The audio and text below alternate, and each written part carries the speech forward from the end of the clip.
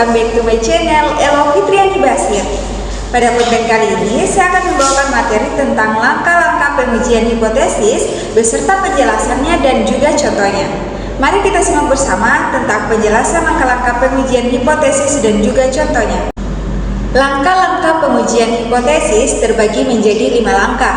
Langkah yang pertama yaitu menentukan formulasi hipotesis. Langkah kedua menentukan taraf nyata. Langkah ketiga tentukan kriteria pengujian. Keempat, hitung nilai uji statistik. Yang kelima, memberikan kesimpulan. Langkah yang pertama yaitu menentukan formulasi hipotesis. Dalam menentukan formulasi hipotesis ini terbagi menjadi 2. Yang pertama, hipotesis nol atau disingkat menjadi H0, dirumuskan sebagai pernyataan yang akan diuji. Rumusan pengujian hipotesis hendaknya H0 dibuat pernyataan untuk ditolak. B. Hipotesis alternatif atau disingkat menjadi HA, dirumuskan sebagai lawan tandingan hipotesis nol. Bentuk HA terdiri atas H0 bagi Q sama dengan Q0 yang terbagi menjadi hipotesis alternatif dibagi Q lebih dari Q0, hipotesis alternatif dibagi Q kurang dari Q0, hipotesis alternatif dibagi Q tidak sama dengan Q0. Contoh dari langkah menentukan formulasi hipotesis misalnya, pengujian bubu berumpan lebih efektif dibanding bubu tanpa umpan. Hipotesisnya, H0 bubu berumpan sama dengan bubu tanpa umpan. Hipotesis alternatif, bubu berumpan lebih efektif daripada bubu tanpa umpan. Contoh yang kedua yaitu soaking time bubu berumpan lebih singkat dibanding bubu tanpa umpan. Hipotesisnya, hipotesis 0, soaking time bubu berumpan sama dengan soaking time bubu tanpa umpan. Hipotesis alternatif, soaking time bubu berumpan lebih singkat dibanding bubu tanpa umpan. Langkah yang kedua yaitu menentukan taraf nyata. Menentukan taraf nyata adalah dasarnya toleransi dalam menerima kesalahan hasil hipotesis terhadap nilai parameter populasinya. Taraf nyata dalam bentuk persen umumnya sebesar 1%, 5%, dan 10%. Ditulis alfa 0,01, alfa 0,05, dan alfa 0,1. Perhatikan contoh soal yang berada di layar. Ini merupakan contoh dari menentukan taraf nyata. Dari soal di atas kita diketahui jumlah N yaitu 100, jumlah simpangan baku sama dengan 7 cm, alfa 5%, X 83 cm, dan mu 0 sama dengan 80 cm. Dalam mencari formula hipotesisnya, H0 bagi mu sama dengan 80, HA bagi mu tidak sama dengan 80. B. Taraf nyata dan nilai Z tabel. Alfa sama dengan 5%, Z alfa per 2 sama dengan 1,96, uji dua arah. C. Kriteria pengujiannya. H0 diterima jika min 1,96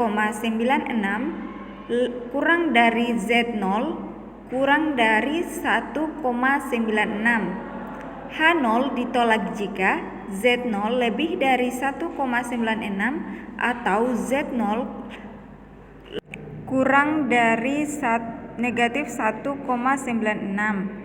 D. Uji statistik. Z0 sama dengan dalam kurung 83 kurang 80 tutup kurung bagi 7/100 pangkat 1/2, hasilnya 4,29. Maka Z0 lebih dari 1,96 menghasilkan H0 ditolak.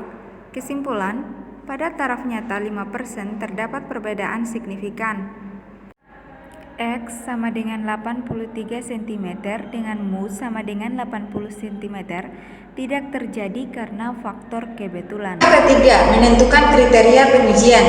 Menentukan kriteria pengujian adalah bentuk pembuatan keputusan dalam menerima atau menolak hipotesis nol dengan cara membandingkan nilai alfa tabel distribusinya atau nilai kritis dengan nilai uji statistisnya. Sesuai dengan bentuk pengujian adalah sisi atau arah pengujian. Perhatikan contoh soal yang ketiga dari menentukan kriteria pengujian yang ada di layar. Dari soal kita ketahui bahwa N-nya berjumlah 15, alfa 1% dan mu 1,2%. Untuk formula hipotesisnya, H0 bagi mu sama dengan 1,2, HA bagi mu tidak sama dengan 1,2. B taraf nyata dan nilai T tabel. Alfa sama dengan 1%, T 0,5%, 14 sama dengan 2,977, alfa per 2 sama dengan 0,5%, DB sama dengan 15 kurang 1 sama dengan 14. C. Kriteria pengujiannya. H0 diterima jika min 2,977 tidak kurang dari T0 tidak kurang dari 2,977. H0 ditolak jika T0 lebih dari 2,977 atau T0 kurang dari min 2,977. D. Uji statistik. T0 sama dengan dalam kurung 1,208 dikurang 1,2 tutup kurung dibagi dalam kurung 0,02 per 15 1 pangkat 2 tutup kurung, hasilnya sama dengan 1,52 kurang 2,977 sama dengan min 1,47. Kesimpulannya, populasi ikan lemuru memiliki berat rata-rata 1,2 kg. Angka keempat, hitung nilai uji statistik. Hitung nilai uji statistik merupakan rumus-rumus yang berhubungan dengan distribusi tertentu dengan pengujian hipotesis. Uji statis merupakan perhitungan untuk menduga parameter data sampel yang diambil secara random dari sebuah populasi. Maka yang pertama kali dihitung adalah statistik sampel. Perhatikan contoh dalam menentukan uji statistik. Lihat soalnya di layar. Diketahui sampel mass size 24 mm, N-nya sama dengan 12, X1-nya sama dengan 2, S1-nya sama dengan 0,4. Sampel mass size 40 mm, N-nya sama dengan 10, X2-nya sama dengan 4, S2-nya sama dengan 0,5. A. Formula hipotesis. H0-nya mu1 sama dengan mu2. HA bagi mu1 lebih dari mu2. B taraf nyata dan nilai T tabel.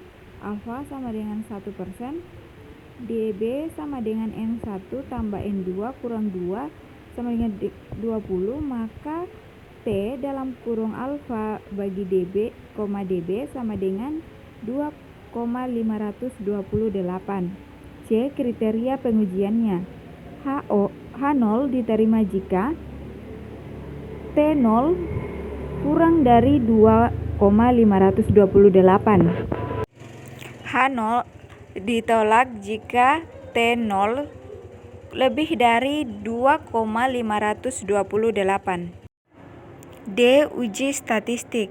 Dalam kurung N1 kurang 1 tutup kurung S1 kuadrat tambah dalam kurung N2 kurang 1 tutup kurung S2 kuadrat tutup kurung dibagi dengan N1 dalam kurung N1 tambah N2 kurang 2 tutup kurung pangkat 1/2 sama dengan 0,89. T0 sama dengan X dalam kurung X1 kurang X2 tutup kurung dibagi dalam kurung 4,478 dalam kurung C/N1 tambah C/N2, hasilnya sama dengan 11,45. Maka T0 lebih dari 2,528, H0 ditolak. E. Kesimpulan, waktu perendaman dua jenis mass size memiliki perbedaan yang signifikan, di mana perendaman gillnet mass size 24 mm lebih cepat dibanding dengan gillnet mass size 40 mm.